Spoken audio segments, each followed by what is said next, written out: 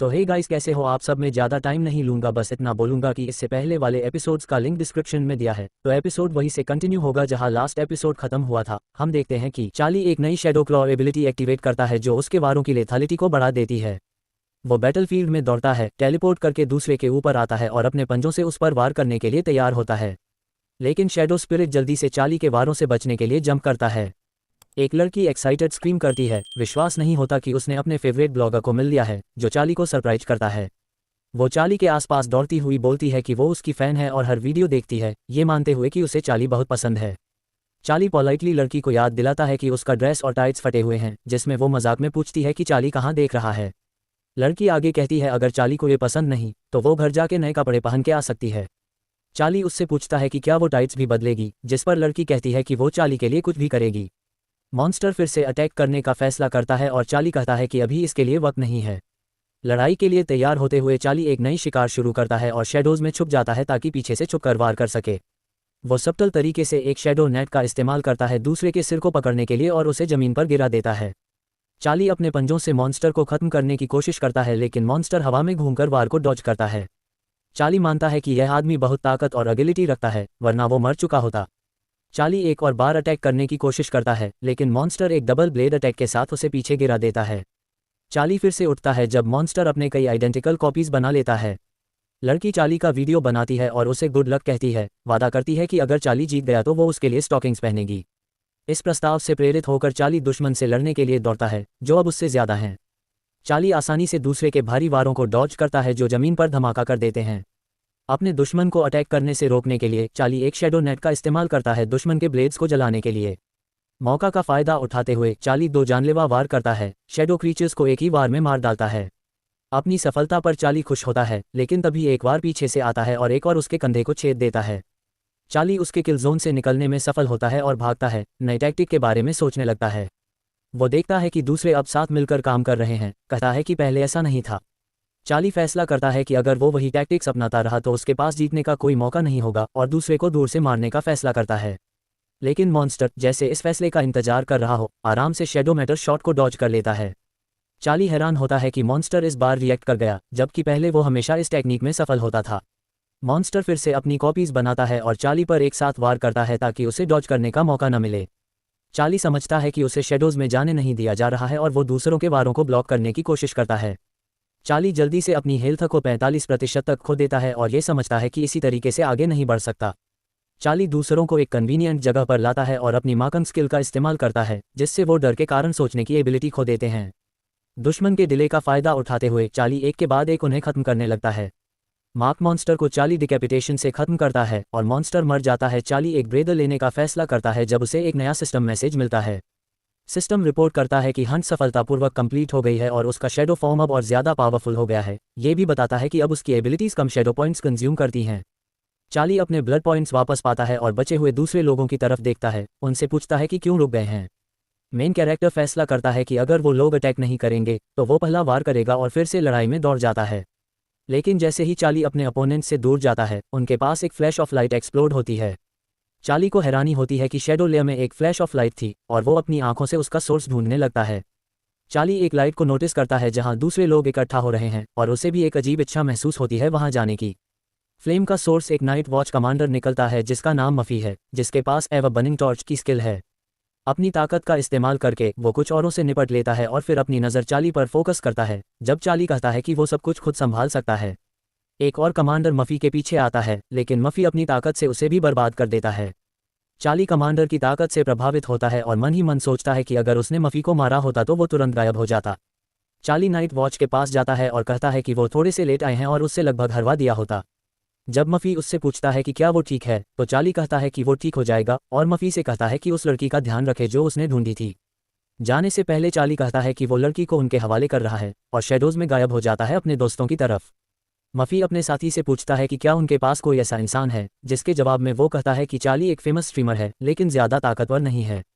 मफी कहता है कि उसके हाथ में टॉर्च थी और उसका शैडो फॉर्म भी अभी तक बचा हुआ था। मफी फैसला करता है कि पहले वो लड़की को घर पहुंचाएगा और फिर इस ब्लॉगर का पता करेगा। कैरोल चार्ली को ढूंढने निकलती है, मरे हुए बॉडीज के पहाड़ों के बीच में घूमती है और जोर से उसका नाम पुकारती है। वो अपनी वॉच का फ्लैशलाइट ऑन करती है और धीरे से खुद से कहती है कि चार्ली मर नहीं सकता। पत्थरों के नीचे दबा चार्ली अपनी लव को जवाब देता है और अपना हाथ उठाता है ताकि वो उसे नोटिस कर सके। चार्ली कहता है कि वो अभी कुछ देर में दबा जाएगा और कैरोल घबराहट में उस पर पड़े पत्थरों को हटाने लगती है। थोड़े पत्थर हटाने के बाद कैरोल चार्ली को आसानी से एक हाथ से खींचकर निकाल लेती है। वो चार्ली से कहती है कि ये पत्थर उस पर कोई दबाव नहीं डाल रहे थे, जिस पर चार्ली बस हंस के टाल देता है। कैरोल को चार्ली की पीठ पर एक चोट दिखती है और वो उससे पूछती है कि ये चोट उसे कब लगी, लेकिन चार्ली कहता है कि उसे याद नहीं। मुद्दे को बदलने के लिए चार्ली कैरोल से पूछता है कि माथा और फ्रेड अब कहाँ हैं। कैरोल जवाब देती है कि नाइट वॉच उनकी मदद करने आई थी और सभी लोग एक सुरक्षित जगह पे इवैक्यूएट हो गए हैं। चार्ली कैरोल से पूछता है कि क्या वो उसे ढूंढने के लिए रुक गई थी, जिस पर कैरोल कहती है कि अगर चार्ली को कुछ हो जाता तो वो अनकल्ली की आंखों में आंखें नहीं मिला पाती। चार्ली कैरोल के पास जाता है और उसे जोर से गले लगाता है, खुश होता है कि वो उसके लिए रुकी। कैरोल शर्माती है और चार्ली से कहती है कि उसे छोड़ दे, लेकिन चार्ली उसे और जोर से चिपक जाता है, ये कहते हुए कि चार्ली ने ब्लेड वाले स्कैरी दूसरे मॉन्स्टर्स को देखा तो वह कहता है कि वह बहुत डरा हुआ है और कैरोल से पूछता है कि क्या वह थोड़ा और उसके साथ रुक सकती है। इस पर कैरोल धमकी देती है कि वह उसे मार देगी। दोनों हीरोज की छेड़छाड़ एक ब्राइट वार्म लाइट और एक शांत फीमेल आवाज़ से रुक जाती है। एक नाइट वॉच एम्प्लॉय उनके पास आती है और कहती है कि उसने चीखें सुनी थी और पूछती है कि सब ठीक है या नहीं। कैरोल जल्दी से चार्ली को दूर धकेलती है और कहती है कि सब कुछ ठीक है। एम्प्लॉय कहती है कि अब वह उन्हें एग्जिट तक ले जाएगी। चार्ली जाने लगता है, तब उसे याद आता है कि वह हराए हुए मॉन्स्टर्स की एसेंस को एब्जॉर्ब करना भूल गया और लॉस्ट शैडो ग्लासेस का अफसोस करता है। थोड़े समय बाद चार्ली और बाकी सब सर्वाइवर्स नाइट वॉच टावर पहुंचते हैं। एक इंटरव्यूअर चार्ली से उसका नाम उम्र और ये पूछती है कि क्या वह इस साल एनरोल हो रहा है। स्टेला नाम की एक इंटरव्यूअर कहती है कि लेटेस्ट इंसिडेंट के कारण कुछ विक्टिम्स को साइकोलॉजिकल मदद की ज़रूरत है। स्टेला बताती है कि अगर एग्जाम साइकोलॉजिकल काउंसलिंग पीरियड के दौरान दिया गया तो ग्रेड एक कम हो जाएगा। चार्ली कहता है कि उसे लगता है कि वह बिल्कुल ठीक है और थेरेपी की ज़रूरत नहीं है। स्टेला कहती है कि पॉल्यूशन प्रोसेस छुपा हुआ हो सकता है और कभी कभी जब ये डिटेक्ट होता है तब तक देर हो चुकी होती है। वह कहती है कि ट्रीटमेंट पूरी तरह से करना ज़रूरी है। उसके बाद चार्ली क्लैरिफिकेशन लेता है कि ट्रीटमेंट के बाद उसके पास सिर्फ 10 दिन बचेंगे एग्जाम के लिए। स्टेला बताती है कि पिछले सालों में भी ऐसे कई केस हुए हैं और नाइट वॉच ने इस मामले पर एक स्पेशल पॉलिसी बनाई है। उस पॉलिसी के अनुसार इंटरेस्टेड इंसान पहले से अप्लाई कर सकता है। स्टेला समझाती है कि प्री टेस्ट रात के पेट्रोल्स के दौरान किया जाता है और रिजल्ट सिस्टम में डाले जाते हैं, बिल्कुल एग्जाम की तरह। चार्ली कहता है कि उसका एक गार्डियन है जो नाइट वॉच के लिए काम करता है। स्टेला कहती है कि ये तो सब कुछ आसान बना देता है और चार्ली से उसके गार्डियन का नाम पूछती है जब वह लिखने के लिए तैयार होती है। चार्ली कहता है कि उसका गार्डियन सिविलियन लगता है और उसका नाम ली है, जो स्टेला को हैरान कर देता है। वह अपने अंकल का नाम दोहराती है और चार्ली के ऊपर झुककर पूछती है कि क्या उसका अंकल सच में सिविलियन के तौर पर काम कर रहा है। चार्ली घबरा जाता है और पूछता है कि क्या उसका अंकल निकाला गया था, ये सोचकर कि कहीं उसने कुछ गलत तो नहीं कह दिया। स्टेला उठती है और कहती है कि वह उसे सीधा उसके अंकल के पास ले जाएगी और उसे अपने साथ चलने को कहती है। चार्ली और स्टेला नाइट वॉच के हेडक्वार्टर के बीच से गुजरते हैं और चार्ली आसपास देखते हुए चल रहा है। कई नाइट वॉच के मेंबर्स चार्ली के पास से गुजर रहे हैं और एक्टिवली ब्लॉग यो के फेनोमेना को डिस्कस कर रहे हैं, कहते हुए कि उनके पास ऐसा कोई नहीं है। चार्ली इन बातों को सुनकर तनाव महसूस करता है और स्टेला उससे पूछती है कि क्या सब ठीक है। चार्ली हंसकर टाल देता है, कहता है कि बस थोड़ा वॉरिड था, मन में जानते हुए कि वो लोग जल्दी उसे ढूंढ लेंगे। स्टेला उसे कहती है कि जब तक ली आता है वह अपने कमरे में आराम करे। चार्ली कमरे में जाता है और देखता है कि कैरोल और उसके सारे दोस्त भी वहीं हैं। कैरोल की अटेंशन उस लड़की पर है जिसे चार्ली ने बचाया था और वह लड़की अपने एक्सपीरियंसेस बता रही थी जो उसने ब्लॉग येल के बारे में देखा था। चार्ली लड़की को नोटिस करता है और मन में कहता है कि उसकी यहाँ मौजूदगी कई प्रॉब्लम्स को जन्म दे सकती है। कैरोल जल्दी से चार्ली को बैठने का इनविटेशन देती है और लड़की से कहती है कि वह अपनी स्टोरी के बारे में और बताए। वो कहती है कि उसने तुम्हें एक ही वक्त में 10 दूसरों के साथ लड़ते हुए देखा और तुमने सबको पल भर में खत्म कर दिया। वो ये भी कहती है कि जब दूसरे लोग हिल भी नहीं पा रहे थे तभी रात की पहरेदार आए और तुम अंधेरों में गायब हो गए, अपने लॉरेल छोड़ते हुए। कैरोल ये सोचती है कि ये तुम कौन हो और कहती है कि तुम नाइट्स वॉच के मेंबर तो बिल्कुल नहीं लगते। लड़की कहती है कि उसका इंट्यूशन ये कहता है कि ये ब्लॉगर एक आम स्टूडेंट है, क्योंकि वो एक लड़की के टांगों का दीवाना है, खासकर जब वो अनपढ़ हो, बिल्कुल उसकी तरह। वो ये नतीजा निकालती है कि ये बंदा चार्ली के बहुत ही सिमिलर है और उस पर उंगली उठाती है। कैरोल चार्ली पर छींटाकशी करती है और उससे पूछती है कि क्या वो मरना चाहता है और अपना मुक्का घुमा देती है। एक और प्यार भरा झगड़ा तब रुकता है जब अंकल लू उनके कमरे में दहाड़ मारते हुए आते हैं। वो कैरोल से पूछते हैं कि उन्होंने सुना है कि वो शैडो लेयर में गिर गई थी और उनसे पूछते हैं कि वो ठीक है या नहीं। कैरोल चार्ली का गाल खींचती है और कहती है कि वो ठीक है, साथ ही ये भी कहती है कि चार्ली भी ठीक है। लू हल्का सा मुस्कुराते हैं और कहते हैं कि अगर सब कुछ ठीक है तो उन्हें उनके पीछे आना चाहिए। कैरोल और चार्ली अंकल लू के पीछे चलते हैं और एक छोटी सी रूम में बैठ जाते हैं जहां अंकल लू कहते हैं कि ये पहली बार है जब एक पूरा स्टोर शैडो लेयर में गिर गया है। अंकल लू एक सिगरेट निकालते हैं और कहते हैं कि इस हादसे के कारण टेस्ट पहले होगा। कैरोल की तीखी नज़र देखकर अंकल लू सिगरेट पिए बिना ही चुपचाप रख देते हैं। वो कहते हैं कि टेस्ट 2 हिस्सों में बांटा गया है और पहला हिस्सा उनकी एबिलिटी का टेस्ट करेगा जबकि दूसरा उनकी विल पावर का। वो कहते हैं कि पहला टेस्ट इनिशियल अवेकनिंग कहलाता है, जिसमें कैंडिडेट्स को डिफाइलमेंट का सामना करना पड़ेगा। लेकिन उनके अनुसार विल पावर का टेस्ट उनकी स्पिरिचुअल विल को पहचानने का तरीका होगा, जो तय करेगा कि क्या वो स्पेशल बन सकते हैं। चार्ली अपने अंकल से पूछता है कि क्या स्ट्रॉन्ग विल जीत की चाबी है, जिसमें उनके अंकल कहते हैं कि ज़रूरी नहीं है। उनके हिसाब से विल पावर सिर्फ दर्द सहने की क्षमता नहीं है, बल्कि अच्छाई और बुराई में विश्वास और बुराई के विचारों के प्रति प्रतिरोध भी है। चार्ली अपने अंकल से पूछता है कि क्या ये पॉइंट्स विल पावर को इफेक्ट करते हैं, जिसमें अंकल कंफ्यूजिंगली उनसे पूछते हैं कि वो ये सब क्यों जानना चाहते हैं। कैरोल गुस्से में कहती है कि किसी के दिमाग में सिर्फ लड़कियों की टांगों का ख्याल चल रहा है, जिससे चार्ली शर्मिंदा हो जाता है। अंकल अपनी बात को आगे बढ़ाते हैं और कहते हैं कि ये 3 पॉइंट्स सबसे आम हैं। वो कहते हैं कि अगर ये 3 पॉइंट्स किसी भी तरीके से बिगड़ जाएं और दिल में नेगेटिव इमोशंस आ जाएं तो सब कुछ बर्बाद हो जाएगा। अंकल अपना आइडिया और बढ़ाते हैं और कहते हैं कि बुरे विचार सिर्फ बुराई को ही खींचते हैं और नेगेटिव इमोशंस भी एक तरीके का एनवायरमेंटल पॉल्यूशन है। वो कहते हैं कि अगर ये लंबे समय तक जमा हो जाएं तो पॉल्यूशन काफ़ी ज़्यादा हो जाता है। उनके नज़रिए से सभी नेगेटिव इमोशंस को रिलीज़ करना ज़रूरी है, क्योंकि अगर आप उन्हें अपने दिल में रखते हो तो कुछ भी अच्छा नहीं होगा। चार्ली एक पल के लिए सोचता है कि कैरोल के सिर में किस तरीके के नेगेटिव इमोशंस हो सकते हैं, लेकिन वो उसकी टांगों की तस्वीर में अटक जाता है और सोचने की क्षमता खो देता है। अंकल लू चार्ली और कैरोल से कहते हैं कि वो वापस चले जाएं क्योंकि टेस्टिंग कुछ देर में शुरू होने वाली है। आखिरी में वो चार्ली से कहते हैं कि उनका अंकल शायद वो जल्दी वापस आने वाले थे, इसलिए उन्होंने सभी डॉक्यूमेंट साइन कर दिए। अंकल लू हीरोज़ को समझाते हैं, कह रहे हैं कि ज़्यादा टेंशन ना लें और बस फ्लो के साथ चलें। चार्ली और कैरोल अंकल लू से कहते हैं कि वो उनकी सलाह ज़रूर मानेंगे और उन्हें जाते हुए देखते हैं। कुछ देर बाद चार्ली और कैरोल अपने कमरे में वापस आते हैं और सफ़ेद बालों वाली लड़की से पूछते हैं कि दूसरे लोग कहाँ गए, जिसके जवाब में वो कहती है कि वकज़ उन्हें ले गए। कैरोल उससे पूछती है कि वो क्यों नहीं गई, तो लड़की जवाब देती है कि उसके पेरेंट्स बिजनेस में बिजी हैं और कुछ दिन पहले ही शहर छोड़कर गए हैं, इसलिए उन्होंने उसके एडमिशन के पेपर्स रिमोटली साइन किए। चार्ली और कैरोल फ्रेड पर ध्यान देते हैं, जो माथा द्वारा व्हीलचेयर में चलाया जा रहा है। फ्रेड उन्हें बताता है कि उसके पैर पर कुछ मेडिसिन लगाई गई थी और अब दर्द बिल्कुल बंद हो गया है। चार्ली फ्रेड से कहता है कि उसकी चोट काफ़ी सीरियस है और उससे पूछता है कि क्या वो वाकई टेस्ट देना चाहता है। फ्रेड जवाब देता है कि उसकी चोट रिजल्ट पर कोई असर नहीं डालेगी। माथा हीरोज़ को चेतावनी देती है कि वो फ्रेड के सेल्फ कॉन्फिडेंट चेहरे पर मत जाएं, क्योंकि कुछ मिनट पहले वो कोने में बैठा रोता था।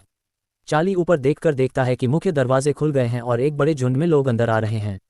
करीब से देखने पर चार्ली को दिखाई देता है कि सबके चेहरों पर एक अजीब उदासी और दुख छाया हुआ है। चार्ली उनके मूड का कारण पूछता है तो कैरोल कहती है कि वो बस एक शांत जिंदगी जीना चाहते हैं। कैरोल और कहती है कि टेस्ट कंप्लीट करने के बाद वो शायद कुछ विजिबल चेंजेस देखने लग जाएं। स्टेला हॉल में आती है और सबको देखकर कहती है कि सब लोग इकट्ठा हो गए हैं। वो काम शुरू करने का सुझाव देती है और टेस्ट के बारे में इंस्ट्रक्शंस देना शुरू करती है। स्टेला कहती है कि टेस्ट 2 हिस्सों में बांटा गया है, जो एबिलिटी और विल पावर को टेस्ट करेगा। उसके मुताबिक एप्टीट्यूड टेस्टिंग सब्जेक्ट की डिस्ट्रक्टिव पावर और अपने आप पर कंट्रोल को दिखाएगा, जबकि विल पावर टेस्टिंग पॉल्यूशन के प्रति रेजिस्टेंस को पहचानेगा। वो ये भी कहती है कि पिछले सालों में फर्स्ट लेवल एबिलिटीज़ को चैलेंज में हिस्सा लेने की अनुमति नहीं थी, लेकिन इस साल सबको हिस्सा लेना पड़ेगा, बिना किसी एक्सेप्शन के। स्टेला इंस्ट्रक्शंस पढ़ते हुए कहती है कि अगर किसी टेस्ट सब्जेक्ट की विल पावर काफ़ी स्ट्रॉन्ग है तो वो कंटेमिनेशन का सामना कर पाएगा, लेकिन अगर टेस्ट सब्जेक्ट की विल पावर उसकी एबिलिटीज से कमज़ोर हुई तो वो बस एक सिविलियन वर्कर बन पाएगा।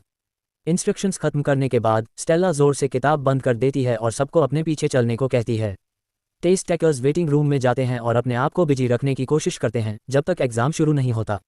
थोड़ी देर बाद दीवार पर लटके स्पीकर से माथा का नाम बुलाया जाता है। टेस्टिंग रूम के दरवाजे जोर से खुल जाते हैं और माथा अपनी विल को एक मुक्का बनाकर अंदर चल पड़ती है। एक बड़े हॉल के अंदर एक आदमी उसके सामने खड़ा होता है और एक अजीब चीज़ जो कंबल से ढकी होती है उसका पर्दाफाश करता है। उस चीज़ के नीचे एक बड़ा सफ़ेद क्रिस्टल होता है।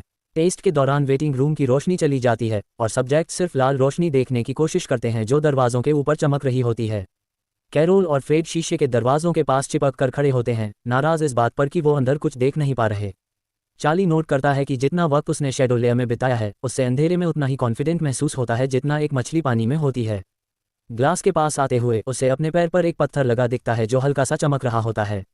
चार्ली को शक होता है कि माथा कुछ बहुत पावरफुल चीज़ का सामना कर रही है और वो सोचता है कि क्या वो ये टेस्ट पास कर पाएगी। लेकिन टेस्ट जल्दी ही खत्म हो जाता है और वेटिंग रूम की रोशनी फिर से ब्राइट बल्ब्स के साथ चमक उठती है। माथा शांति से रूम से बाहर निकलती है और मेंबर्स उसे घेर लेते हैं, पूछते हैं कि टेस्ट कैसे गया। माथा कहती है कि अफसोस की बात है कि उसमें विल पावर का कोई टैलेंट नहीं है, चाहे कितनी भी ट्रेनिंग क्यों न की हो। फ्रेड हैरानी से उससे पूछता है कि अगर ऐसा था तो उसने स्पेशल बनने की कोशिश क्यों की, जिसमें माथा जवाब देती है कि वैसे भी ये उसके लिए काम नहीं किया। तभी लाउडस्पीकर अगले टेस्ट सब्जेक्ट का नाम अनाउंस करता है और वो फ्रेड होता है। फ्रेड रूम में तेजी से चला जाता है, अपने आप से विनती करता है कि वो स्पेशल ना बने। इस बार कोई पावर कट नहीं होता और थोड़ी देर बाद टेस्ट खत्म हो जाता है। फ्रेड रूम से निकलता है और अनाउंस करता है कि उसने विल पावर का टेस्ट पास कर लिया, जिससे माथा काफ़ी शॉक हो जाती है। दोनों ज़मीन पर गिर जाते हैं, उदासी से सोचते हुए कि उनकी विशेष पूरी नहीं हुई। कैरोल उन्हें शांत करने की कोशिश करती है और कहती है कि वो बस अनलकी रहे। नेक्स्ट टेस्ट सब्जेक्ट कैरोल होती है, जिसका नाम लाउडस्पीकर पर अनाउंस होता है। कैरोल अपने दोस्तों की तरफ मुस्कुराते हुए कहती है कि अब उसकी बारी है। वो कॉन्फिडेंस के साथ रूम में जाती है और टेस्ट शुरू करती है, लाल एनर्जी निकालते हुए। चार्ली देखता है कि कैरोल के पैर पर जो पत्थर बंधा है वो लाल चमक रहा है, जबकि दूसरों का पत्थर हरा था। इसका मतलब है कि कैरोल की एबिलिटी लेवल रैंक 5 पर है। कैरोल सक्सेसफुली टेस्ट पास करके रूम से निकलती है, उसके चेहरे पर एक्साइटमेंट दिखाई देती है। चार्ली उससे पूछता है कि उसने ऐसा क्या एक्सपीरियंस किया जो उसे इतना थका दिया, जिसमें कैरोल जवाब देती है कि वो सब कुछ समझ जाएगा जब वो अपने टेस्ट पास करेगा। चार्ली कैरोल से कहता है कि वो उसे सही तरीके से मोटिवेट करे और उसे किस करता है, जिसमें कैरोल चिढ़कर कहती है कि वो हटा ले। तभी लाउडस्पीकर चार्ली का नाम अनाउंस करता है और वो कॉन्फिडेंस के साथ रूम की तरफ जाता है, एक नाराज कैरोल को हाथ हिलाते हुए। लेकिन कैरोल का चेहरा जल्दी ही बदल जाता है और वो दिल से चार्ली को गुड लक विश करती है। टेस्ट रूम में एंटर करते हुए चार्ली एक आदमी से मिलता है जो उससे पूछता है कि क्या उसने अपनी एबिलिटी अवेकन कर ली है। चार्ली हाँ में जवाब देता है। आदमी चार्ली को एक बोतल देता है और कहता है कि वो इसकी कंटेंट्स पी ले। फिर वो दोबारा पूछता है कि क्या वाकई उसने अपनी एबिलिटी अवेकन कर ली है। आदमी इस बात से असलियत में हैरान होता है, लेकिन कहता है कि वो ज़्यादा सवाल नहीं पूछेगा और विल पावर का टेस्ट शुरू करने का सुझाव देता है। चार्ली को एक ब्लाइंडफोल्ड पहनाया जाता है और उसके पैर पर एक पत्थर बांधा जाता है और टेस्ट शुरू हो जाता है। आदमी चार्ली को थोड़ा नर्वस न होने और अपने गोल की तरफ आगे बढ़ने का पेप टॉक देता है। आदमी कहता है कि जब से चार्ली की एबिलिटीज अवेकन हो गई हैं, वो महसूस करेगा कि उसका कॉन्शियसनेस उसकी बॉडी से अलग हो रहा है जब वो आगे बढ़ेगा। चार्ली को अच्छे से तैयार करने के बाद आदमी जोर से दोनों हाथों से उसे आगे धक्का देता है। चार्ली को महसूस होता है कि वो कहीं वॉइड में गिर रहा है, धीरे धीरे अपनी फिजिकल बॉडी से अलग होते हुए। कुछ समय बाद उसका स्पिरिचुअल फॉर्म एक अजीब जगह में पहुंच जाता है और चार्ली महसूस करता है कि उसका बॉडी बिल्कुल महसूस नहीं हो रहा है, लेकिन उसका फिजिकल बॉडी उसके हर मूवमेंट को फॉलो कर रहा है, जैसे दोनों के बीच कोई कनेक्शन हो। ये देखकर चार्ली थोड़ा मजाक करने लगता है, भूलते हुए कि उसका रियल वर्ल्ड बॉडी भी उन सब हरकतों को रिपीट कर रहा है। तभी आदमी चार्ली को वार्न करता है कि अगर वो उछल कूद बंद नहीं करेगा तो उसका टेस्ट रुक जाएगा। इस बात पर चार्ली सीरियस हो जाता है। स्पिरिचुअल वर्ल्ड में क्रिस्टल को देखकर चार्ली जल्दी से उसके तरफ दौड़ने लगता है, पानी के ऊपर से गुजरते हुए। वो सोचता है कि ये टेस्ट कितना आसान लग रहा है, लेकिन कुछ कदम बाद ही उसे महसूस होता है कि वो पानी में डूब रहा है, उसका बॉडी भारी होता जा रहा है और उसके लिए सांस लेना मुश्किल होता जा रहा है। चार्ली पूरे सर के साथ पानी में डूब जाता है और एक अलग ही ताकत को अपने ऊपर महसूस करता है। उदासी, गुस्सा और निराशा के जज्बात उसे अपनी गिरफ्त में लेने लगते हैं। चार्ली उन जज्बातों को पार करने की कोशिश करता है, अपने आप से कहता है कि उसे इन्हें रजिस्ट करना होगा। वो ताकत लगाकर पानी के ऊपर की तरफ तैरने लगता है, लेकिन ये सब खत्म नहीं होता और वो अपने पीछे अपने अंकल ली की आवाज़ सुनता है। अंकल ली चार्ली से कहते हैं कि वो स्पेशल नहीं है और अगर उसने टेस्ट जारी रखा तो वो दूसरों को नुकसान पहुंचाएगा। चार्ली समझ जाता है कि उसका अंकल असली नहीं है, बल्कि एक इल्यूजन है जो उसे टेस्ट पास करने से रोकना चाहता है। वो सीधा क्रिस्टल की तरफ बढ़ने लगता है। इल्यूजन वाला अंकल चार्ली के आगे टेलीपोर्ट हो जाता है और कहता है कि चार्ली में इतनी क्षमता नहीं है। वो कहता है कि पहाड़ और नदियां बर्बाद हो रही हैं और लोग हर जगह तबाही मचा रहे हैं, जबकि चार्ली खुशहाल जिंदगी जी सकता है बिना किसी बेकार के संघर्ष में पड़े। इल्यूजन कहता है कि स्पेशल होने का मतलब है इनफ्लेक्सिबल होना, मजबूत नहीं। तभी वो चार्ली को एक बड़े मॉन्स्टर का इल्यूजन दिखाता है जो उसके सामने ही मैटीरियलाइज हो जाता है। इल्यूजनरी पेट्रोल ऑफिसर्स उस बड़े मॉन्स्टर के पास आते हैं और इल्यूजन चार्ली से पूछता है कि क्या वो इनका साथ दे सकता है। मॉन्स्टर शहर को बर्बाद करने लगता है और चार्ली के सामने ही पेट्रोलियों के डेड बॉडीज हवा में उड़कर बारिश की तरह उसके पैरों के पास गिरती हैं। इल्यूजन चार्ली से कहती है कि ये एंड है सभी स्पेशल लोगों का और पूछती है कि क्या वो वाकई उनकी तरह बनना चाहता है। इल्यूजन चार्ली के पास आकर कहती है कि असल में वो सिर्फ अटेंशन का सेंटर बनना चाहता है। वो कहती है कि बिल्कुल ऐसे ही अनेक टीनेजर्स सुपरहीरो बनने का सपना देखते हैं, लेकिन इल्यूजन के पॉइंट ऑफ व्यू से ये सब बचकाना सपने हैं, अपनी खुशी के लिए जीने और जो चाहें वो पाने के। इल्यूजन चार्ली का मजाक उड़ाती है, उसके बचपन के सपनों का जिक्र करती है, कहती है कि ये सिर्फ उसका जवानी का मैक्सिमलिज्म है। अंकल ली का इल्यूजन और कहता है कि इस दुनिया की डार्क साइड शैडो लेयर नहीं है।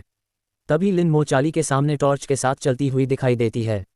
वो कहती है कि चाहे तुम्हारे सिर के ऊपर एक चमकदार सूरज क्यों न हो, हमेशा कुछ ऐसा होगा जो तुम देख नहीं सकते। इल्यूजन कहती है कि इसमें कुछ भी सुंदर नहीं है और स्पेशल होने की जिंदगी कोई कहानी नहीं है। इन शब्दों के साथ लिनमो का इमेज डिसॉल्व हो जाता है।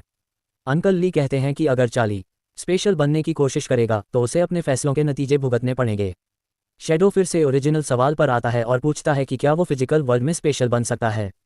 चार्ली का बॉडी फ्रीज हो जाता है और नाइट वॉच के मेंबर्स उसके टेस्ट को गौर से देख रहे हैं। एक औरत अपने कोलीग से पूछती है कि टेस्ट कैसा जा रहा है, जिसका जवाब मर्द देता है कि कुछ नहीं हुआ और चार्ली बस टाइम को खर्च कर रहा है।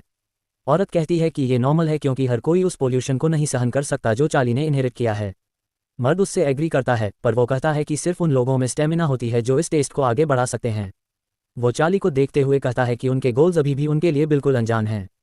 कुछ सेकंड्स बाद औरत हैरानी से बताती है कि चार्ली के लेग पर टेप किया हुआ क्रिस्टल रेड हो गया है। मर्द कह रहा है कि ये नहीं हो सकता क्योंकि चार्ली रैंक 5 एबिलिटीज़ नहीं रखता।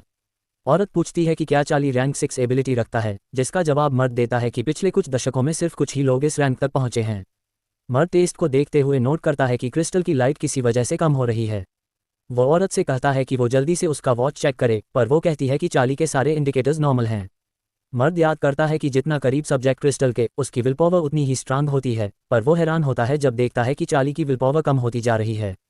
कुछ सेकंड्स बाद चार्ली का फिजिकल बॉडी क्रिस्टल के पास आ जाता है और उससे टच करने की कोशिश करता है। मर्द इस हरकत से हैरान होता है और सोचता है कि क्या ये कोई मजाक है, क्योंकि 6 रैंक की विल पावर वाले लोग भी क्रिस्टल को टच नहीं कर सकते। इस वक्त स्पिरिट वर्ल्ड में अंकल ली का इल्यूजन चार्ली को कहता है कि उसे स्पेशल नहीं बनना चाहिए। वो उसे कहता है कि अपने और अपने दोस्तों के बारे में सोचे जो उसके फैसले से खतरे में आ सकते हैं। इल्यूजन चार्ली से सबसे प्यारे इंसान के बारे में भी सोचने को कहता है और कैरोल का इल्यूजन दिखाता है। चार्ली इल्यूजन को टच करता है लेकिन खुद को संभालता है और अंकल ली के प्रोजेक्शन से कहता है कि उसने काफ़ी कुछ कह दिया है। वो कहता है कि उसे अपने कान में कुछ सस्ते टेम्पटेशंस ऑफर करने बंद करे। मेन कैरेक्टर ये मान लेता है कि इल्यूजन ने शुरू में उसे हैरान किया था और उसने उसकी बातों पर सोचा था। वो कहता है कि शुरू में उसने दूसरों की नज़रों में हीरो बनने की कोशिश की थी और उसे बाकी सबकी परवाह नहीं थी। लेकिन उसका कहना है कि इस दुनिया में कोई सुपरह्यूमन्स नहीं हैं, सिर्फ आम लोग हैं जो सफलता प्राप्त कर सकते हैं। वो कहता है कि इन लोगों की उनके काम के प्रति समर्पण ने दुनिया को स्थिरता दी है। वो कहता है कि उसने एक बार शांति का आनंद लिया है और इन शब्दों के साथ वो लिनमो के नए इल्यूजन से एक टॉर्च उठाता है। मेन कैरेक्टर कहता है कि वो अब दूसरों के पीछे छुपना नहीं चाहता और जहां वो खड़ा है उस एरिया को चमकदार रोशनी से रोशन करता है। वो कहता है कि वो अपना आप को जगाना चाहता है और अपने आसपास की अंधेरी जगह को रोशन करना चाहता है। मीनवाइल अंकल लू एक एम्प्लॉय से रिपोर्ट सुनता है जो बताता है कि शैडो लेयर इंसिडेंट ने मॉल के सेकंड, थर्ड और फोर्थ फ्लोर्स को अफेक्ट किया है। वो ये भी बताता है कि लगभग 850 लोग शैडो लेयर में खींच लिए गए, जिसमें से लगभग 700 लोग शैडो लेयर में ट्रैप हो गए और 650 से ज़्यादा लोगों को रेस्क्यू किया गया, लेकिन सर्च अभी भी चल रही है।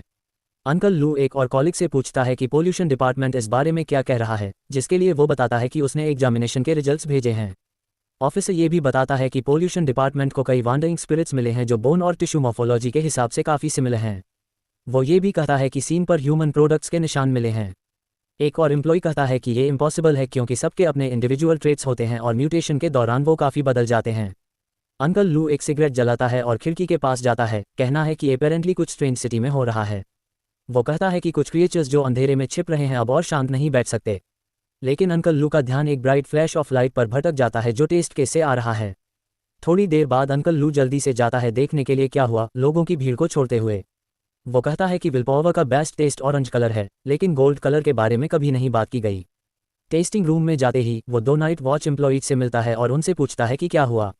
घर से नज़र डालते हुए अंकल स्केल देखता है कि चार्ली क्रिस्टल के पास आकर उसे टच कर रहा है, जो गोल्डन लाइट एमिट कर रहा है। अपने फिजिकल बॉडी में वापस आकर चार्ली अपना सर मोड़ता है और एक बड़ी भीड़ को देख लेता है जो हैरान है। थोड़ी देर बाद अंकल अल चार्ली के पास ब्रेक रूम में आता है और उसे पानी की एक बोतल देता है। अंकल लू कहता है कि चार्ली ने उसे बहुत हैरान किया है गोल्डन लाइट क्रिएट करके। चार्ली जल्दी से एरोगेंट हो जाता है और अपने अंकल से पूछता है क्या उसकी गोल्डन लाइट लेजेंडरी है और क्या ये 6th रैंक की एबिलिटी से बेहतर है। अंकल कहता है कि उसे कहना मुश्किल है लेकिन वो ऐसे लोगों का स्टडी कर सकता है। चार्ली नर्वस होकर अंकल लू से कहता है कि उसे डरा मत, लेकिन वो कहता है कि डरने की कोई बात नहीं है। वो कहता है कि चार्ली का स्टडी होना चाहिए और कोई ना कोई इस पर जरूर काम करेगा, ये बताते हुए कि उसके बारे में जानकारी थिंक टैंक को स्टडी के लिए भेजी गई है। चार्ली अंकल लू से पूछता है कि क्या उसने उन्हें इतनी परेशानी दी। अंकल लू कहता है कि सब कुछ ठीक है और वो उसका साथ देगा, ये बताते हुए कि चार्ली को सिर्फ कुछ प्रक्रियाओं से गुजरना होगा। थोड़ी देर बाद चार्ली एक रूम में जाता है जहां वॉच ऑफिसर्स और अंकल लू उससे फ्री टाइम में क्या करता है ये पूछते हैं। बाकी सब सब्जेक्ट्स कैमरा फुटेज को इंटरेस्ट से देख रहे हैं चार्ली के इंटरव्यू के दौरान और कहते हैं कि उन्हें नहीं विश्वास होता कि इतना आम सा इंसान जो चार्ली है सबसे बेहतर निकल गया। एक ग्रुप ऑफ अनजान लोग भी इस इंटरव्यू की रिकॉर्डिंग को इंटरेस्ट से देख रहे हैं और कहते हैं कि कुछ बड़ा होने वाला है। इंटरव्यू के दौरान चार्ली ये बताता है कि इल्यूजरी वर्ल्ड में टेस्ट के दौरान उसने दूसरे लोगों के साथ मेंटली फाइट की, बिना समझे कि वो यहाँ क्यों है। अंकल लू चार्ली से पूछता है कि जब उसने उन लोगों को देखा तो उसने क्या सोचा, जिसका जवाब चार्ली देता है कि वह बहुत एक्साइटेड था और सोचा कि वह स्पेशल बनने वाला है। वह कहता है कि उसके कंधों पर एक जिम्मेदारी महसूस हुई और फिर अपनी कहानी बीच में ही छोड़ देता है। अंकल लू चार्ली से कहते हैं कि वह जारी रखे, लेकिन चार्ली एक काउंटर क्वेश्चन करता है अपने वॉल पर लटके हुए मैप के बारे में। वह कहता है कि हमारे 10 जगहों में से सिर्फ 5 ही बची हैं, और यह कहकर वह बताता है कि उनकी स्थिति काफ़ी डिफ़िकल्ट है और उन्हें सच्चाई पता करनी है। अंकल लू हैरान हो जाता है और सोचता है कि चार्ली अपने जेस्चर से क्या कहना चाह रहा है। चार्ली कहना शुरू करता है कि उसने देखा कैसे दुनिया में लोग गर्म और ठंडे होते जा रहे हैं और उसने टॉर्च जलाने की पूरी कोशिश की। चार्ली अपनी कहानी का अंत ये कहकर करता है कि जब वह टॉर्च नहीं जला सका तब वह अकेली रोशनी का स्रोत बन गया। अंकल लू अपने को वर्कर्स को बताता है कि कभी कभी चार्ली बहुत ज़्यादा मजाक कर लेता है, लेकिन उसकी हैरानी की बात है कि उसके कोलीग मानते हैं कि चार्ली की कहानी बहुत टचिंग होगी। वह अपने विचार को आगे बढ़ाते हैं कहकर कि उन्हें पूरा विश्वास है कि चार्ली का फ्यूचर नाइट वॉच में खुशहाल होगा, ये कहकर कि अब उन्हें बिल्कुल समझ आता है कि चार्ली ने गोल्डन लाइट क्यों रिक्रिएट की। कोलीग्स कंक्लूड करते हैं कि चार्ली बहुत टैलेंटेड है और बाकी टेस्ट सब्जेक्ट्स जो ब्रॉडकास्ट देख रहे हैं उन्हें ये समझ आता है कि वे उसके बराबर नहीं हैं। चार्ली मेंटली होप करता है कि उसे बहुत जल्दी घर जाने दिया जाएगा क्योंकि उसे मसाज पर जाना है। अंकल लू चार्ली से कहते हैं कि वह जा सकता है, ये बताते हुए कि उसे नोटिस भेजे जाएंगे। चार्ली अपने अंकल से पूछता है कि उसे किस पेशे में होना चाहिए, जिसका जवाब अंकल लू देता है कि उसे एक स्पेशल ट्रेनिंग कैंप में बुलाया जाएगा।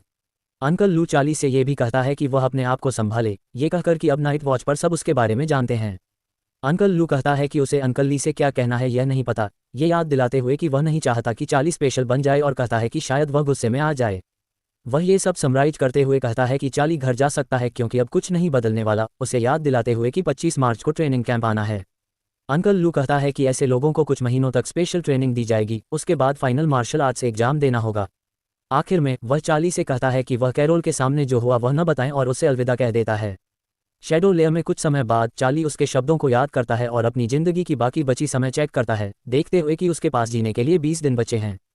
चार्ली समझता है कि उसकी अगले पेमेंट का समय कुछ महीनों बाद शुरू होगा, इसलिए उसे अपनी जिंदगी को लंबा करने के लिए जितना हो सके शिकार करना पड़ेगा। तभी उसे किसी और को कुछ से भागते हुए देखने को मिलता है जिसका हेल्थ बहुत कम है। उसे यह एक अच्छा मौका लगता है, वह शैडो वॉकिंग एक्टिवेट करता है जो उसे किसी भी सतह पर मूव करने की सुविधा देता है और सीधे वॉल पर चढ़ जाता है। मॉन्स्टर के पास पहुंचकर चार्ली उस पर एक मार्क लगाता है और चेज इफेक्ट एक्टिवेट करता है और मॉन्स्टर का सिर काट देता है। चार्ली हार गया मॉन्स्टर का शरीर एब्जॉर्ब करता है, अपनी बची हुई जिंदगी को 2 दिन से बढ़ा देता है। वह किस्मत का शुक्र अदा करता है कि उसने इस गोल को इतने समय पर देखा जो उसके लिए इनक्रेडिबल था। कोई चार्ली को बुलाता है और वह हैरानी से अपना सिर मोड़ता है क्योंकि शैडो लेयर में इंसानी आवाज़ सुनने की उम्मीद नहीं थी।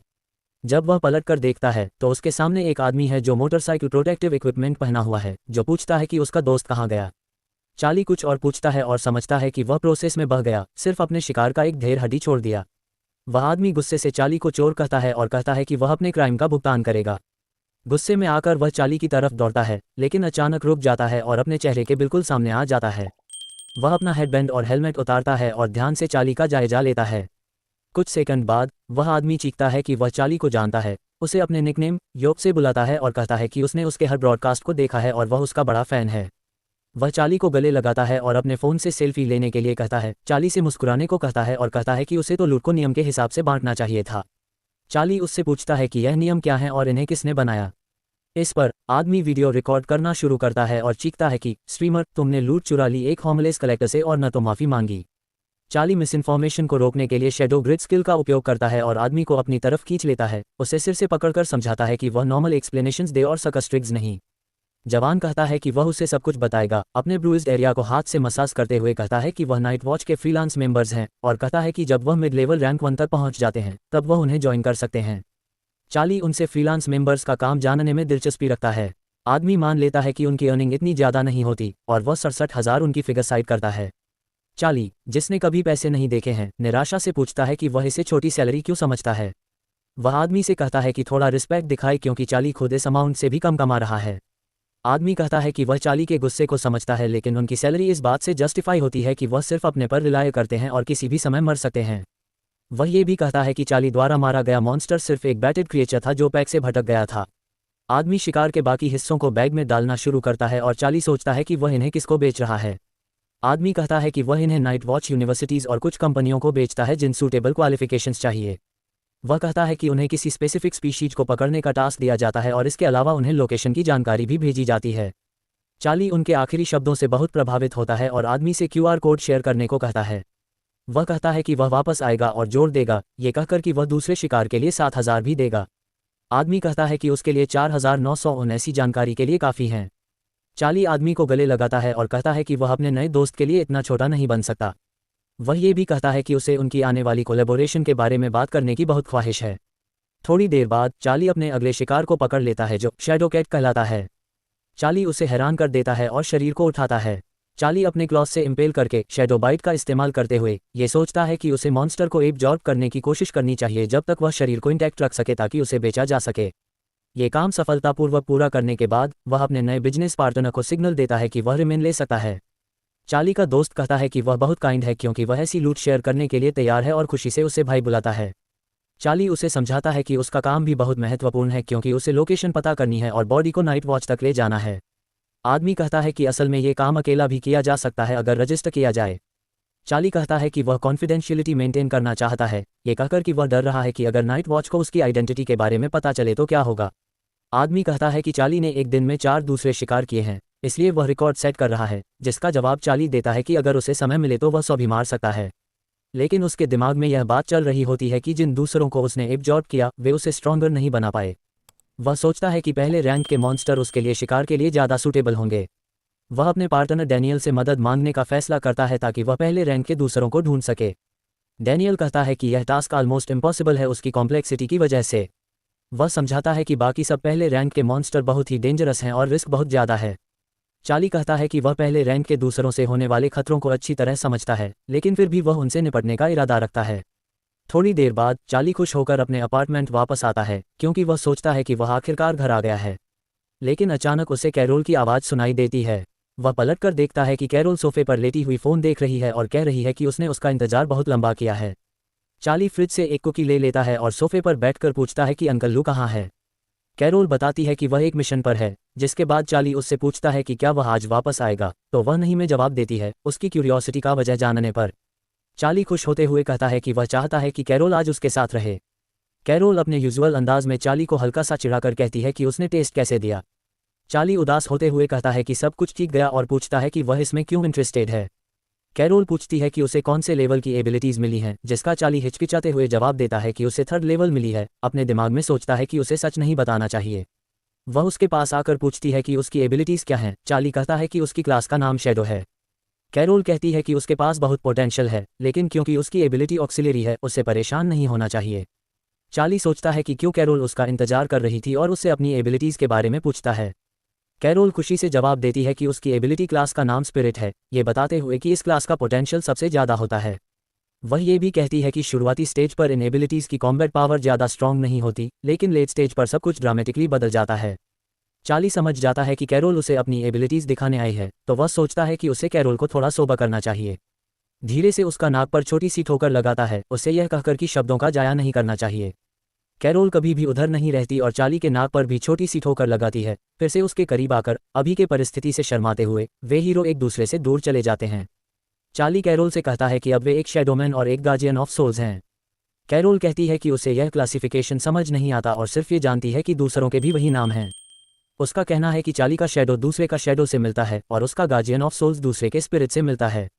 कैरोल कहती है कि उन्हें दूसरों का शिकार करना होगा बिना कंटेमिनेशन के ताकि वे और मजबूत हो सकें, ये भी कहते हुए कि अगर वे कुछ नया और अनुकूल शिकार करते हैं तो डेवलपमेंट की एफिशिएंसी बढ़ जाती है। चार्ली कहता है कि कैरोल का स्किल बहुत कूल लगता है और उसे अपनी एबिलिटीज़ दिखाने के लिए बुलाता है। कैरोल कहती है कि यहाँ कोई और नहीं है, जिसके बाद चार्ली कहता है कि वह अपने ऊपर अपने स्किल का टेस्ट कर सकती है। उसे यह समझाता है कि सब कुछ ठीक होगा। कुछ समय बाद कैरोल मान जाती है और चार्ली पर फोर्स इस्तेमाल करती है, उसे तुरंत जमीन पर गिरा देती है। डर से चार्ली जल्दी से उसके पास बैठता है और पूछता है कि क्या सब ठीक है। इस पल का फ़ायदा उठाते हुए चार्ली जल्दी से अपने सिर को उसकी गोदी पर रख देता है और कहता है कि उससे प्यार करे। कैरोल चौंक जाती है और उसका छल नहीं समझ पाती, लेकिन फिर भी उसके सिर को सहलाने लगती है। चार्ली कैरोल से कहता है कि वह बहुत स्ट्रॉन्ग है, यह मानते हुए कि वह अपने आप को बचाने के लिए तैयार था, लेकिन फिर भी वह ट्रैप में आ गया। कैरोल कहती है कि उनकी पावर अलग अलग दूसरों से आती हैं, इसलिए यह नॉर्मल है कि वह रेजिस्ट नहीं कर पाया। चार्ली कैरोल से पूछता है कि क्या उसे लगता है कि वह ट्रेनिंग कैंप में सबका टारगेट बन सकती है, जिस पर वह कहती है कि उसे इंटेंसिटी पसंद है और वह सोचती है कि वहाँ दूसरे स्ट्रॉन्ग स्टूडेंट्स भी होंगे। चार्ली कैरोल से पूछता है कि स्टाफ पर स्टूडेंट्स के लेवल क्या होंगे और उसे कहता है कि चिंता न करे क्योंकि उनसे ज़्यादा मजबूत कोई नहीं होगा। तभी कार्ल अचानक विषय बदलता है और याद करता है कि चार्ली को मसाजेस पसंद हैं और उससे पूछता है कि वह मसाज करने वाले को कितना पे करेगा। चार्ली कहता है कि वह मसाज करने वाले को कई हजार येन देगा, जो कैरोल को खुश नहीं करता और वह फिर से जेलोसी सजा का शिकार हो जाता है। कुछ समय बाद चार्ली फिर से शैडो लेयर में शिकार पर जाता है और एक बड़ा दूसरा अपने ही प्रजाति को खाने के लिए देखता है। चार्ली डैनियल से पूछता है कि क्या उनके सामने जो मॉन्स्टर है वह पहले रैंक का दूसरा है, जिस पर डैनियल हमें जवाब देता है और कहता है कि उसने स्पेसिफिकली वही चुना है जिससे चार्ली पहले डील कर चुका है। चार्ली हमला करने की तैयारी करता है और डैनियल उससे पूछता है कि क्या उसे मदद चाहिए, लेकिन चार्ली कहता है कि वह खुद संभाल लेगा। डैनियल को समझने से पहले ही एक पत्थर दूसरे के सिर पर गिरता है, उसे जमीन पर गिरा देता है। मॉन्स्टर को एक ही वार से डिस्ट्रॉय करने के बाद चार्ली को नोटिफिकेशन मिलता है कि उसका शैडो ट्रेड स्किल इंप्रूव हो गया है और अब वह एक साथ कई ट्रेड्स रिलीज कर सकता है। डैनियल अपने मुंह खुले देख रहा है, इस बात से हैरान कि चार्ली कितना स्ट्रांग है। इस बीच कहीं एक अनजानी जगह पर एक आदमी कई दूसरों से घेरा हुआ है और वह बिजली से उलझन में उड़ता है। काफ़ी चार्ज इकट्ठा करने के बाद वह अपनी सारी ताकत दूसरों पर अनलीश करता है, एक ही वार में पूरे ग्रुप को डिस्ट्रॉय कर देता है। जो होता है वह एक फाइट का वीडियो होता है जो कैरोल अपने लैपटॉप पर देखती है। कैरोल जो देखती है उसे बहुत प्रभावित होती है, कहती है कि यह बैटल बेहद पावरफुल लग रहा है। अंकल लू उसके पास आता है और कहता है कि सब लोग उस एबिलिटी को जागृत नहीं कर सकते जो उसके पास है, यह मानते हुए कि वह बहुत प्रभावित है। वह कहता है कि पहले एक इंसान था जिसने मिलती जुलती एबिलिटी जागृत की थी और उसकी कल्टीवेशन के प्रारंभिक दौर की रिकॉर्डिंग एक फ्लैश ड्राइव पर है। कैरोल अपने पिता से पूछती है क्या उन्होंने ऐसी ताकत हासिल की है, जिस पर वह नकारात्मक जवाब देते हैं और कहते हैं कि अंकल लू ने वही हासिल की है। कैरोल सोचती है कि अंकल लू ये क्यों दिखा रहा है जबकि ऐसी जानकारी चार्ली के लिए यूजफुल होगी। इस बीच अपने अपार्टमेंट में अंकल ली सनसेट स्काई को देखता है और यादों में डूब जाता है। वह एक ऐसे डिजास्टर को याद करता है जिसमें एक शरीर एक रिंग ऑफ लाइट से घिरा हुआ था जो हवा में लटका हुआ था और जो भी इस पर ज़्यादा देर तक देखता था वह पोल्यूशन में धकेला जाता था। इस एंटिटी के साथ बैटल के दौरान 2 डिवीजन पूरी तरह से डिस्ट्रॉय हो गई थी, 3 जनरलों घायल हुए थे और 300 नाइट्स वॉच के सदस्य घायल हुए थे। उसके बाद सभी सर्वाइवर्स को ले जाया गया और उनके फाइल्स ध्यान से क्लासिफाइड की गई। इस मिस्टेरियस एंटिटी को गॉड कोड नाम दिया गया। इस बीच चार्ली दूसरों का शिकार करता है, शैडो लेयर में अपने अगले शिकार को ढूंढता है। वह एक गलत अटैक करता है और उसका विपक्षी उसे जोर से चेहरे पर मार देता है जिससे वह जमीन पर गिर जाता है। जब चार्ली को महसूस होता है कि उसकी हेल्थ 66% तक गिर गई है तो वह टैक्टिक्स बदलने का फैसला करता है। चार्ली देखता है कि मॉन्स्टर उस पर तेज गति से आता है अपने क्लॉथ से उसे काटने के लिए। फैसले के पल पर चार्ली खुद को उठाता है और एक स्टिक शेप्ड कुकी निकालकर उसका एक हिस्सा खाता है, एक संतुष्ट चेहरे के साथ। 1 सेकंड बाद मॉन्स्टर एक्सप्लोड हो जाता है, टुकड़ों में उड़ते हुए जो चार्ली के पैरों पर गिरते हैं। चार्ली अपने स्किल का सही इस्तेमाल करता है जो उसे दुश्मन के शरीर में घुसने पर अतिरिक्त डैमेज प्रोड्यूस करने की इजाज़त देता है। डैनियल जो पूरी फाइट को फिल्म कर रहा था चार्ली के पास आता है और कहता है कि यह इंप्रेसिव था, ये सुझाव देते हुए कि यह एक्सप्लोजन पार्ट वीडियो का सबसे बड़ा धमाका होगा। चार्ली डैनियल की अच्छी कैमरा वर्क की तारीफ करता है और अपने स्किल्स का पता लगाना शुरू करता है, जबकि डैनियल दूसरे के टुकड़े इकट्ठा करने लगता है। जब वह अपने प्रोफाइल को देख रहा होता है तो वह देखता है कि उसकी लाइफ स्पेन 47 दिन तक बढ़ गई है और मन में खुश होता है कि अब उसे ट्रेनिंग कैंप की चिंता नहीं करनी पड़ेगी। चार्ली डैनियल से कहता है कि उसका अगला विपक्षी तैयार करे, जिसे वह कहता है कि सब कुछ लगभग तैयार है। लेकिन तभी एक प्रोजेक्टाइल जो अद्भुत ऊर्जा से भरा हुआ है हमारे हीरो की तरफ तेज गति से आता है। चार्ली रिएक्ट करने में कामयाब होता है और डैनियल को प्रोजेक्टाइल के रास्ते से हटा लेता है। दुश्मन की तलाश में देखते हुए एक बड़ा अदृश्य चार्ली और डैनियल के सामने आता है जो एक बड़ा आंख है टेंटिकल्स के साथ। चार्ली को इस अदृश्य में एक जाना पहचाना पावर महसूस होता है, याद करते हुए कि उसकी बेलेवर्ड कहती थी कि उसका गार्जियन अदृश्य की स्पिरिट से जुड़ा है। चार्ली अटैक के लिए रश करता है, समझते हुए कि उसका सिर्फ एक मौका है मॉन्स्टर को जल्दी से न्यूट्रलाइज करने का पहले इससे अटैक करने का वक्त मिले। लेकिन जब तक चार्ली मॉन्स्टर के पास पहुंचता है एक गोल्डन स्पीयर मॉन्स्टर की तरफ उड़ती है और उसे वहां पर ही मार देती है। कुछ सेकंड बाद स्पीयर का मालिक डिफीटेड मॉन्स्टर के शरीर पर आता है, फैंसी आर्मर पहने हुए। कुछ नहीं कहकर वह आदमी हवा में उड़ जाता है, सिर्फ एक छोटी सी ब्रोशर छोड़ते हुए। ब्रोशर पढ़ने के बाद चार्ली हयांग ग्रुप की मौजूदगी के बारे में जान लेता है जो लोगों को खास बनने और अलग दिखने में मदद करता है। थोड़ी देर बाद चार्ली हयांग के ऑफिस आता है जो एक बड़ा स्काईस्क्रेपर है। चार्ली ध्यान से स्काईस्क्रेपर और उसके पास खड़ी बड़ी मूर्ति को देखकर अपने दोस्त डैनियल के शब्दों को याद करता है। उसने चार्ली को बताया था कि हयांग शहर की सबसे बड़ी फार्मास्यूटिकल कंपनी है। उसने ये भी बताया था कि अगर कोई इंसान इस ग्रुप का एम्प्लॉय बन जाता है तो उसे कुछ भी चिंता नहीं करनी पड़ती क्योंकि उसका भविष्य तुरंत सुरक्षित हो जाता है। चार्ली डैनियल से पूछता है क्या वह आदमी जिसने स्पिरिट को मारा वह हयांग का एम्प्लॉय था। वह हमें जवाब देता है, कहता है कि उसकी खास यूनिफॉर्म उसे तुरंत पहचान गई। चार्ली हैरान होता है कि इस आदमी ने दूसरे रैंक के किसी के साथ बिना किसी तकलीफ के कैसे डील की। डैनियल कहता है कि हयान डोपिंग प्रोड्यूस करता है जो उनके एम्प्लॉयज़ की एबिलिटीज़ को इन्हांस करता है। वह जोड़ता है कि हयांग नाइट्स वॉच के साथ मिलकर एक को डेवलप करने में मदद कर रहा है। उसके हिसाब से हयांग उन लोगों के लिए सबसे अच्छा सॉल्यूशन है जो सबसे कम समय में स्ट्रॉन्गर बनना चाहते हैं। चार्ली डैनियल से पूछता है क्या वह ये चाहता है, जिस पर वह कहता है कि वह अपने लिए है और कभी इस बारे में नहीं सोचा। इस बीच एम्प्लॉयज़ में से एक क्राउड को नए ड्रग T-1928 के बारे में इंट्रोड्यूस करती है। वह कहती है कि यह ड्रग एक डॉक्टर और मिस्टर एक्स के द्वारा डेवलप किया गया है जो कंपनी को 10 साल से हेड कर रहा है। कोवकर कहती है कि यह ड्रग ब्रेन एक्टिविटी को बढ़ाने में मदद करता है और चार्ली मानसिक रूप से सोचता है कि यह टेम्पटिंग लग रहा है, लेकिन यह नहीं पता कि क्या यह ड्रग सच में काम करता है। अपनी कहानी खत्म करने के बाद एम्प्लॉय कहती है कि अब उन्हें क्राउड से एक वॉलंटियर की ज़रूरत है। उसी पल डैनियल क्राउड से बाहर कूदने लगता है, अपनी पूरी ताकत से चीखते हुए कि वह वॉलंटियर है। चार्ली हैरान होता है कि डैनियल ने उसे ट्रिक कर दिया और बोला कि वह अपने लिए है। उसे देख रहा है जब डैनियल एक गिलास में ड्रग की बोतल खत्म करता है। डैनियल की आंखें रोशनी की किरणें निकालना शुरू कर देती हैं और वह चीखता है कि उसका दिमाग और स्ट्रॉन्ग हो गया है। एम्प्लॉय कहती है कि ड्रग का ओरिजिनल प्राइस 8,000 ऊन है, लेकिन आज एक स्पेशल ऑफर है जिसमें प्राइस 800 तक कम हो गया है। क्राउड टेस्ट रिजल्ट से बहुत प्रभावित होती है और बहुत सारे लोग एम्प्लॉय की तरफ आने लगते हैं। उनके बिहेवियर को कुछ सेकंड तक ऑब्जर्व करने के बाद चार्ली मुंह मोड़ लेता है और चला जाता है, मानसिक रूप से कहता है कि उनकी मदद नहीं हो सकती। वह हयान गैलरी में जाता है और कंपनी के फाउंडर स्टेन हयान को समर्पित एक पेंटिंग के पास रुकता है। चार्ली हैरान होता है कि स्टेन हयांग ने अपनी कंपनी का सृजन किया और वह नाइट वॉच का सदस्य भी था। नाइट वॉच के कमांडर मफी उसके पास आता है और कहता है कि यह सब सच है, लेकिन अफसोस बहुत कम लोग इस बारे में याद करते हैं। और इसी के साथ ये एपिसोड यही खत्म होता है। तो चैनल को सब्सक्राइब करो। तो मिलते हैं नेक्स्ट पार्ट में, तब तक के लिए बाय बाय।